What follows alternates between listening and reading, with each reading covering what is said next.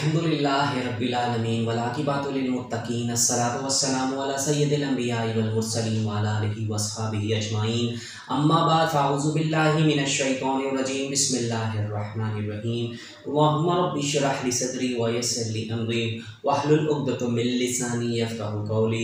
मुअज़्ज़िज़ ख़वातीन हज़रात, अस्सलामु अलैकुम व रहमतुल्लाहि व बरकातुहू। मैं हूँ आपका होस्ट एमएस अंसारी और आप देख रहे हैं हमारा यूट्यूब चैनल दी अंसारियन। ख़वातीन हज़रात, आज के हम इस वीडियो में बात करेंगे बहुत ही इम्पोर्टेंट टॉपिक पे। और उसका मौज़ू ये है कि देखें कि फ़ाका, तंगदस्ती और बीमारी के क्या क्या असबाब हैं। देखें, हर आजकल के जो जैसे दौर है उसमें हर बंदा जो है फ़ाके में गुजार रहा है, तंगदस्ती में गुजार रहा है, कई से बीमारी में गुजार रहा है। तो आप ये कि अपने रब से दुआ करें कि अल्लाह ताला आपके जो है इन सब परेशानियों को दूर करें।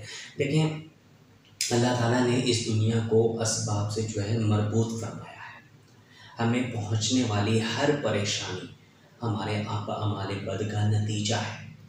आप ये मत कह सकते हैं कि आप अच्छे काम कर रहे हैं कि तो आपको जो है बीमारी भी मिल रही हैं, ये मिल रही है। तो यकीनन नहीं, आपके हो सकता है कि आज अच्छे काम करने पर आपकी नीयत ठीक ना हो, तो वो अमाल नेकी की बजाय अमाल बद बन जाएँ आपके, तो ये नतीजा हो सकता है। तो कई ऐसी वजूहात होती हैं जो कि हम कर रहे होते हैं अपने रोज़मर्रा के रोज़मर्रा की ज़िंदगी में, लेकिन हम उस पर जो है ध्यान नहीं देते। और फिर क्या होता है कि हम कई ऐसे माली मुश्किलात से, फ़ाका से, तंगदस्ती से और कई ऐसे बीमारियों से, इसके अलावा कई ऐसे अज़ाब से, अल्लाह ताला के जो छोटे-छोटे अज़ाब हैं उनसे जो है हमारा पाला पड़ता रहता है। तो कई ऐसे असबाब का जो है हम इस वीडियो में ज़िक्र करेंगे। देखें, कई ऐसे काम अगर मैं जो बातें आपको बताऊंगा, आप इसमें जो है अपने आप को ज़रा ज़हन नशीन कीजिएगा, बल्कि इसको साथ ज़हन दौड़ाइएगा। हम आप कहीं वो काम आप कर तो नहीं रहे जिससे आपको जो है फ़ाका और तंगदस्ती और जो बीमारियाँ जो हैं आपका पीछा नहीं छोड़ रही। तो देखते हैं वो क्या है। कि सबसे पहली बात यह है कि मेहमान को हक़ारत से देखना। आप देखें कि क्या आप अपने मेहमान जो आपके घर आता है, क्या आप उसको हक़ारत की नज़रों से तो नहीं देख रहे कि आप ऐसा आते हो तो आप उसका मुँह चढ़ा लेते हो या उसकी मेहमान नवाज़ी ना करते हो, उस पर आपको जो है आप मेहमान को देखते साथ ही आपको गुस्सा आता कि आप ऐसा काम तो नहीं कर रहे। आप अपनी नज़र जो है दौड़ाते रहें बात को, जो मैं बात आपको बताता चाह रहा हूँ। इसी तरह के कुरान को आप बेवजू हाथ लगा रहे हैं। अब कभी-कभी ऐसे क्या बल्कि अक्सर ऐसा होता है कि लोग जो अक्सर औक़ात जो होते हैं वो कुरान को जो है बग़ैर वज़ू के जो है आप उसको हाथ लगा रहे थे। हाँ, देखिए, जो फ़िज़िकल कुरान है, यानी कि जो कुरान मजीद जो पूर्वक है, उसको तो आप बेवज़ू हाथ आप नहीं लगा सकते।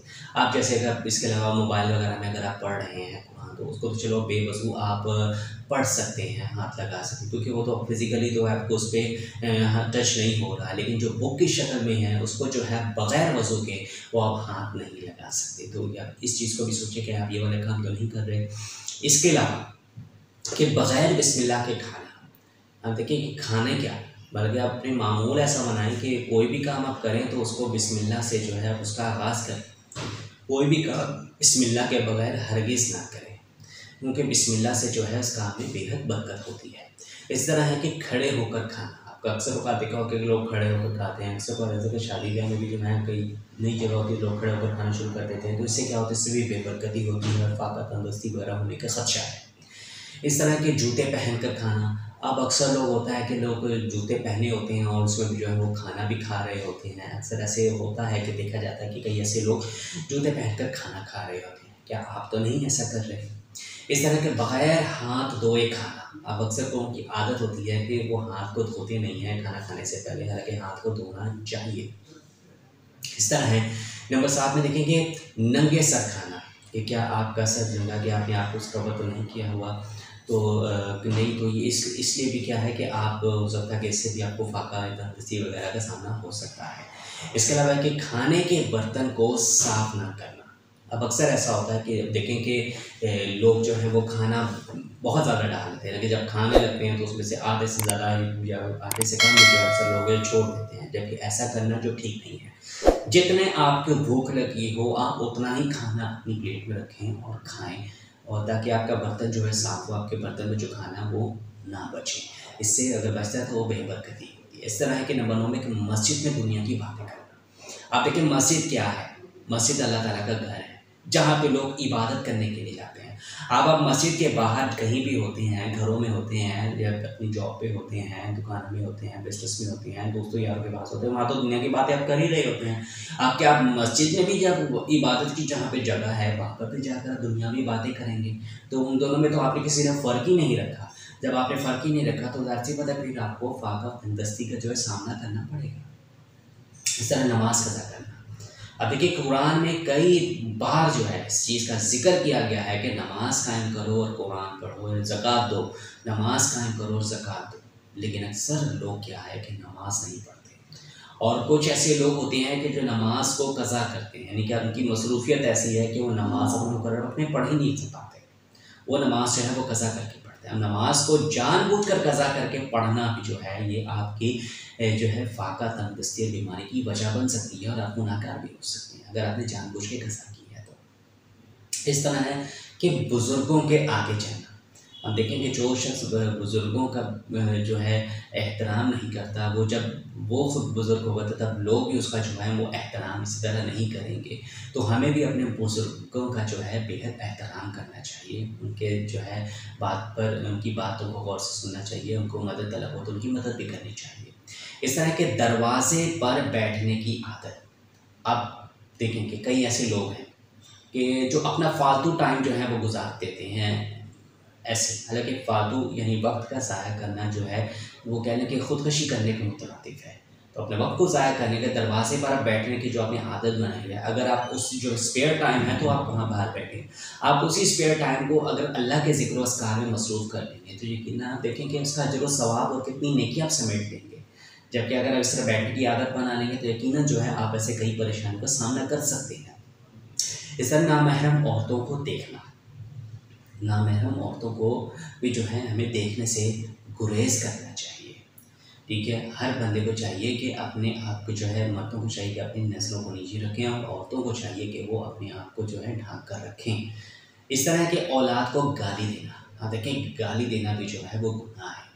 गाली खवा किसी को भी दे रहे हो, गाली नहीं देना चाहिए क्योंकि ये गुनाह होता है। चाहे आप औलाद हो, चाहे कोई भी आपका दोस्त हो, चाहे कोई भी वैसा बंदा जिसको आप ना भी जानते हो, तब भी आपको जो गाली गलौज जो है वो नहीं करना चाहिए। इससे भी जो है बेबरकती बेहद फैलती है। इस तरह के झूठ बोलना, झूठ बोलना क्या है कि गुनाह कबीरा है।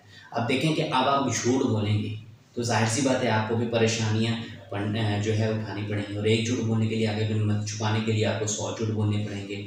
और इसी तरह के क्या आप इस चीज़ को बर्दाश्त करेंगे कि कोई बंदा भी आपसे भी कोई झूठ बोले, तो फ़ौरन इस चीज़ को आपको तो गुस्सा आ जाएगा। तो आप खुद सोचें कि जब कोई दूसरा आपसे कोई झूठ बोले तो आपको गुस्सा आ जाएगा, तो आप जब झूठ बोलेंगे तो अगले बंदे को क्या गुस्सा नहीं आएगा।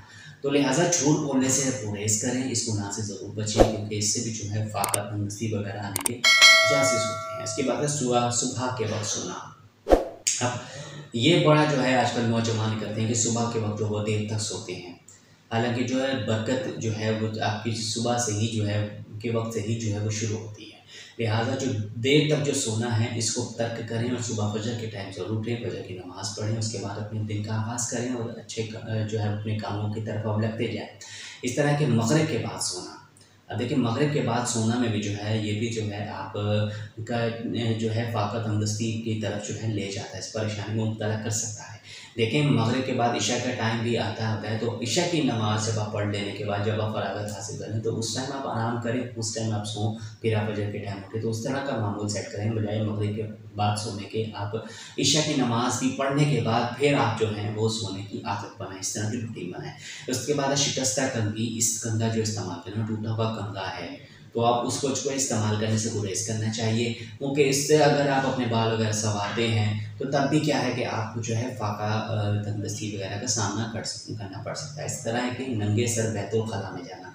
अब नंगे सर भी जो है बैतुल खला में जाना ये भी जो है फाका तंदुरुस्ती की वजह बन सकती है। इस तरह नंबर देखेंगे आगे कि बैतुल खला में बातें करना। देखिए जब बैतुल खला में जाएँ तो आपको चाहिए कि उसमें अंदर दाखिल होने से पहले जो है आप दुआ पढ़ लें, बिस्म अल्लाहुम्मा इन्नी आऊज़ु बिका मिनल खुबूसी वल खबाइस। तो उसके बाद जो है आप बैतुल खला में जो है वो आप दाखिल हों। दाखिल होते वक्त आप अपना बायां पैर जो है आप ऊपर रखें और फिर उस अंदर रखें और फिर जो है दायां पैर रखें। फिर जब आप फरागत के बाद जो बाहर निकलना हो तो आप अपना दायां पैर बाहर पहले निकालें और बायां पैर जो है वो बाद में निकालें।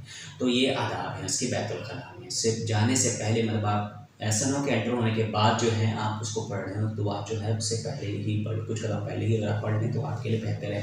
तो इसके अलावा ये कि आप बैतुल खला के अंदर जो है बैठकर जो है वो बातें मत करें, इससे गुरेज करें, इससे भी फाका तंदुरुस्ती का हो सकती है। इसके अलावा ये कि नहाने की जगह पर पेशाब करना, इस तरह के इस बैतुल खला पर जो है आप थूक रहे हैं, इस तरह क्या होता है कि अपने अहलो अयाल से लड़ाई झगड़े वगैरह करना, ये सब भी जो है चीज़ें क्या है कि आपको फाका तंदुरुस्ती की तरफ ले जाती है। इस तरह के खड़े होकर नहा रहे हैं आप और इस तरह के अगर कोई फ़कीर आपसे मांग रहा है तो आप उसको छिड़क रहे हैं बजाय इसके कि उसकी मदद करने अल्लाह की राह में खर्च करने के आप उसको छिड़कना शुरू कर दें।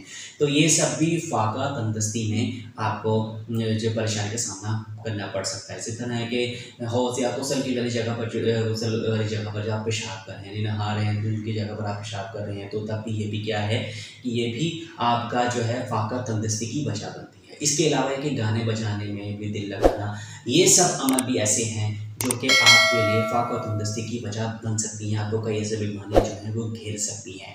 तो ख़वातीन हज़रात ये ऐसी जो है बातें जो मैंने आपको पॉइंट्स आपको जो मैंने बताए हैं, अगर आप अपने ज़हन को ज़रा दौड़ाएं और सोचें कि क्या आप अगर रोज़ाना ऐसे ये सब काम आप करते हैं, अगर तो वाकई में अगर में से कुछ काम या सारे काम अगर आप ये करते हैं तो उनको करना छोड़ दें, तभी आप जाकर जो है फाका तंदुरुस्ती और बीमारियों से जो है आप दूर हो सकते हैं। और साथ ही साथ आप अपने रब से भी जो है वो दुआएं करें कि अल्लाह ताला आपको हर किस्म की परेशानियों से जो है वो दूर रखें। तो आइए हम सब इस चीज़ का इरादा करते हैं कि हम जो है इन सब अमाल को जो है तर्क करेंगे और इंशाअल्लाह जो सुन्नत के मुताबिक जो ज़िंदगी है, जो अल्लाह ताला के अहकामात के मुताबिक ज़िंदगी है, उसके मुताबिक जो है वो ज़िंदगी गुजारेंगे ताकि अल्लाह ताला हमारी जो परेशानी को दूर करे। अल्लाह ताला हमारी और आपकी सबकी परेशानी को दूर फरमाए। ख़वातीन हज़रात, बाकी सवाल से आपकी खुद की क्या राय है हमें कमेंट सेक्शन में ज़रूर बताइएगा। और अगर आपको हमारी आज की वीडियो पसंद आए तो उसको ज़रूर लाइक कीजिएगा, अपने दोस्तों के साथ शेयर करना बिल्कुल भी मत भूलिएगा और कमेंट सेक्शन में अपनी राय के साथ ज़रूर कीजिएगा और हमें बताइएगा कि आपको हमारी वीडियो कैसी लगी। इसके अलावा मज़ीद अच्छे कई ऐसे डिफरेंट इस्लामिक कंटेंट देखने के लिए आप हमारे चैनल पर विजिट करके वहाँ पे कई ऐसे इस्लामिक और हदीस की वीडियो देखकर उनसे फ़ायदा हासिल कर सकते हैं। तो जाते जाते एक हमारे चैनल को आप जल्दी से सब्सक्राइब कर लें और घंटी के निशान का दबाना बिल्कुल मत भूलिएगा ताकि नई वीडियो अपलोड होने पर आपको सबसे पहले इत्तला मिले। इसके अलावा आप हमें फॉलो कर सकते हैं हमारे सोशल मीडिया अकाउंट्स पर भी, जो कि हमारे स्क्रीन पर बार बार शो हो रहा है। तो अब होगी मुलाकात आपसे नई वीडियो में नए टॉपिक के साथ। तब तक के लिए अल्लाह हाफिज़, अपना बेहद ख्याल रखिएगा और दुआ में हमें याद रखिएगा। जज़ाकल्लाहु खैर। अस्सलामु अलैकुम व रहमतुल्लाहि व बरकातहू।